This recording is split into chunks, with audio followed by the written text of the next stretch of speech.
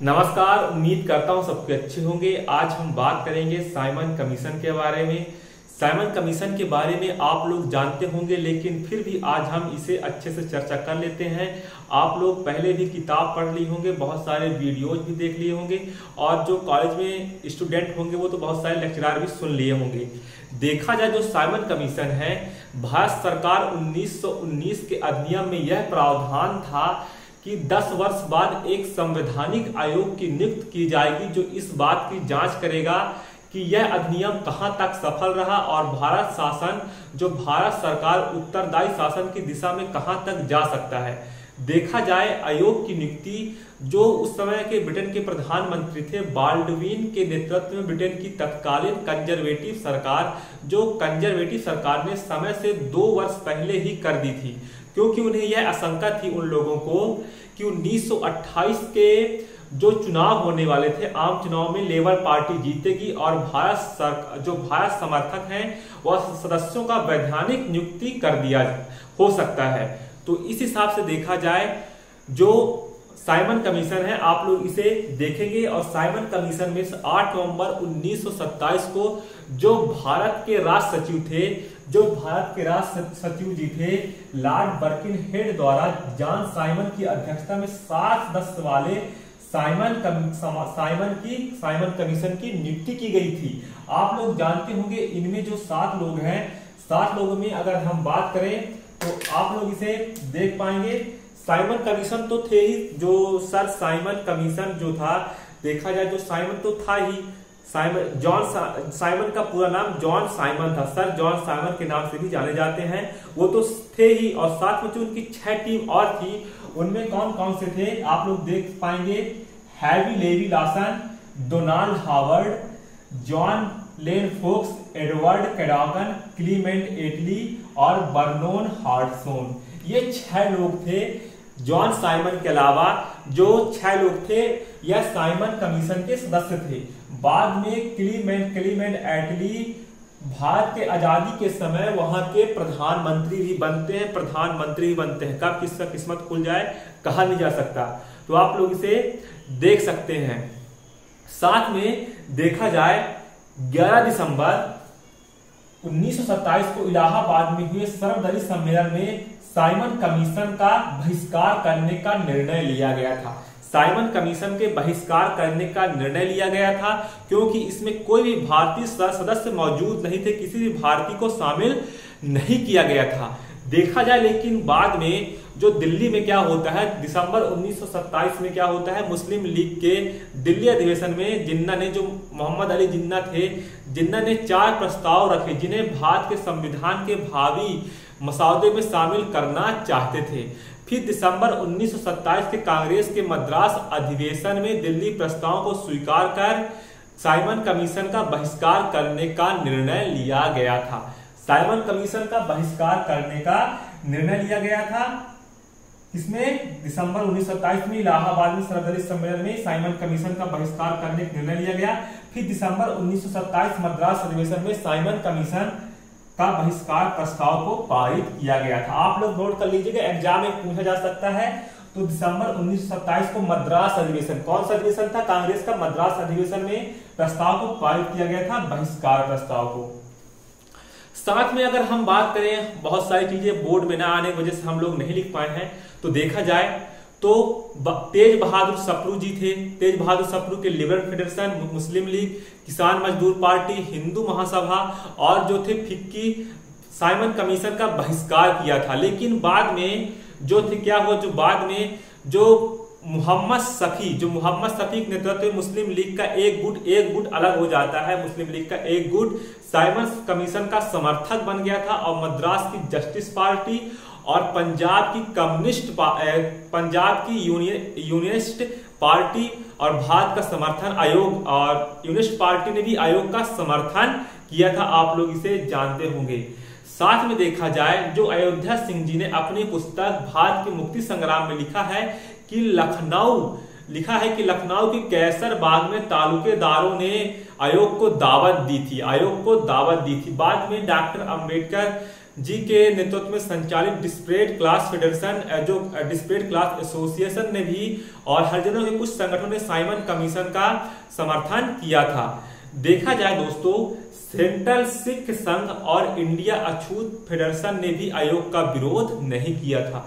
साथ में अगर हम बात करें, जब 3 फरवरी 1928 को आयोग बंबई पहुंचा था तो उसे काले झंडे दिखाए गए थे। जब 3 फरवरी 1928 को साइमन बंबई आते हैं तो बंबई पहुंचा तो उसे काले झंडे दिखाए गए।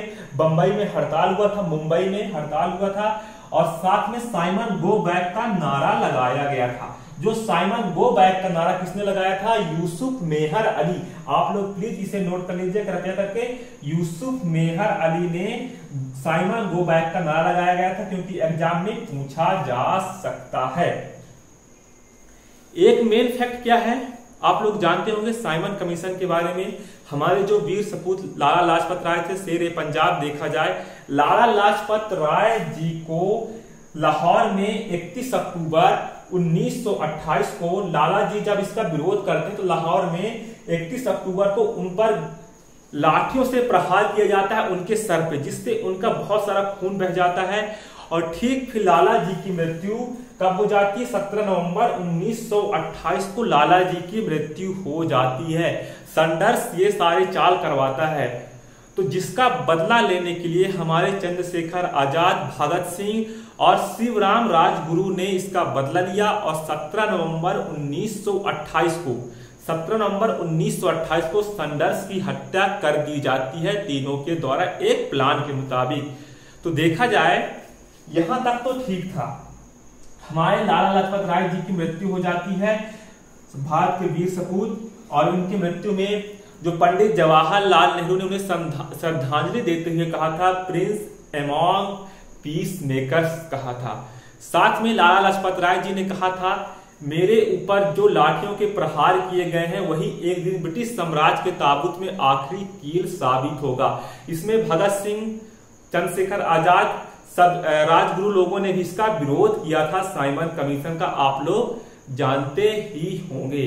देखा जाए साथ में लखनऊ में खलील उज्जमा और मद्रास में टी प्रकाशम आयोग ने इसका विरोध किया था। आप लोग जानते होंगे लखनऊ में पंडित जवाहरलाल नेहरू और गोविंद बल्लभ पंत ने लखनऊ में इसका विरोध किया था इस आयोग का, जिसके बाद लाठियों का प्रहार उन पर भी किया गया था। पंडित जवाहरलाल नेहरू और गोविंद बल्लभ पंत, आप लोग इसे भी नोट कर लीजिएगा भैया। तो देखा जाए साथ में 31 अक्टूबर को लाला लाजपत राय जी की उन पर लाठियों से प्रहार किया जाता है, फिर उनकी मृत्यु हो जाती है। तो आप लोग इसे अच्छे से नोट कर लिए होंगे, आप लोग इसे देख पाएंगे। 31 और जो साइमन गो बैक का नारा यूसुफ मेहर अली ने लगाया था, यूसुफ मेहर अली ने गो बैक साइमन का नारा लगाया गया था। तो साइमन कमीशन एक भारत के खिलाफ एक षड्यंत्र पूर्ण था, और जिसे बाद में देखा जाए जो साइमन रिपोर्ट थी, साइमन रिपोर्ट आप लोग इसे नोट करिएगा, 27 मई 1930 को साइमन रिपोर्ट प्रकाशित हुई थी। 27 मई 1930 को साइमन रिपोर्ट प्रकाशित हुई थी, और साइमन रिपोर्ट में प्रांतों में उत्तरदायी शासन, साइमन रिपोर्ट में यह कहा गया था कि प्रांतों में उत्तरदायी शासन लागू करने की और बर्मा को भारत से अलग करने की सिफारिश की गई थी। फिर 1935 के भारत सरकार अधिनियम में, जिसे संवैधानिक निरंकुशता का अधिनियम भी कहा जाता है, 1935 के अधिनियम को संवैधानिक निरंकुशता का अधिनियम कहा जाता है, आप लोग इसे भी नोट कर लीजिएगा। तो उसमें बर्मा को भारत से अलग कर दिया जाता है, यानी कि उत्तरदायी शासन लागू करने की और बर्मा को भारत से अलग करने की सिफारिश की गई थी। भारत में संघीय सरकार उच्च न्यायालय को भारत सरकार के अधीन करने और सिंध एवं उड़ीसा को नए प्रांत बनाए जाने, सिंध और उड़ीसा जो इसमें प्रस्ताव में शामिल था, सिंध और एवं उड़ीसा को नए प्रांत बनाए जाने और भारत परिषद को बनाए रखने एवं उसके अधिकारों में कमी करने की सिफारिश की गई थी। आप लोग इसे नोट कर लीजिएगा भैया। भारत में संघीय सरकार उच्च न्यायालय को भारत सरकार के अधीन करने, सिंध एवं उड़ीसा को नए प्रांत बनाए जाने और भारत परिषद को बनाए रखने हुए उसके अधिकारों में कमी करने की सिफारिश की गई थी। आप लोग इसे जानते होंगे, जो सर शिव स्वामी अय्यर ने साइमन रिपोर्ट को रद्दी की टोकरी में फेंकने वाला अधिनियम बताया था। तो किसने बताया था, एग्जाम में पूछा जा सकता है। जो सर शिव स्वामी अय्यर ने साइमन रिपोर्ट को रद्दी की टोकरी में फेंकने लायक बताया था। कांग्रेस ने इसे स्वायत्त सरकार का नाम दिया था, स्वायत्त सरकार का नाम दिया था। आप लोग इसे देख लिए होंगे। साइमन कमीशन के बारे में आप लोग सब जानते होंगे। साइमन कमीशन 8 नवंबर 1927 को भारत सरकार के जो राष्ट्र सचिव थे लॉर्ड बर्किनहेड के द्वारा सर जॉन साइमन की अध्यक्षता में एक आयोग की स्थापना की जाती है, जिसमें 7 लोग थे। यानी सर जॉन साइमन के साथ साथ हैरी लेवी लासन था, डोनाल्ड हावर्ड था, जॉर्ज लेन फॉक्स था, साथ में एडवर्ड कैडॉगन था और क्लेमेंट एटली था और बर्नार्ड हार्टसोन भी था। तो देखा जाए बाद में यह 3 फरवरी 1928 को आयोग बंबई पहुंचता है, जिसे उसे काले झंडे दिखाए जाते हैं और यूसुफ मेहर अली ने साइमन गो बैक का नारा लगाया था और साइमन कमीशन में ही हमारे लाला लाजपत राय जी की मृत्यु हो जाती। इसका विरोध करते हुए 31 अक्टूबर 1928 को लाला लाजपत राय ने लाहौर में इसका विरोध किया था। साथ में पुलिस ने उस पर लाठीचार्ज की थी। बाद में 17 नवंबर 1928 को लाला लाजपत राय जी की मृत्यु हो जाती है। फिर उसका बदला 1 महीने बाद टारगेट बना के रखते हैं चंद्रशेखर आजाद, भगत सिंह और राजगुरु लाला लाजपत राय जी की मृत्यु का बदला लेते हैं और 17 दिसंबर 1928 को सैंडर्स को गोली से मार देते हैं। तो यहां तक आप लोग समझ में आ गया होगा, उम्मीद करता हूं आप लोग पहले से भी जानते होंगे।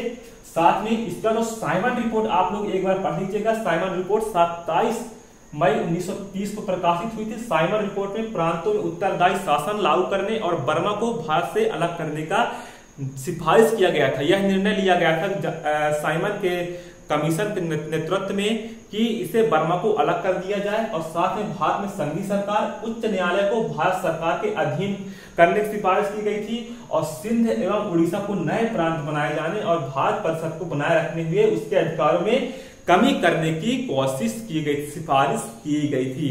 तो उम्मीद करता हूं साइमन कमीशन के बारे में आप लोगों को आपको यह वीडियो अच्छा लगा होगा। ना भी आया होगा तो आप लोग एक फ्रेंड के नाते कर लीजिएगा। धन्यवाद, टेक केयर, जय हिंद, जय भारत, ऑल द बेस्ट। 2024 सिर्फ आपका, फोड़ दीजिए इस साल।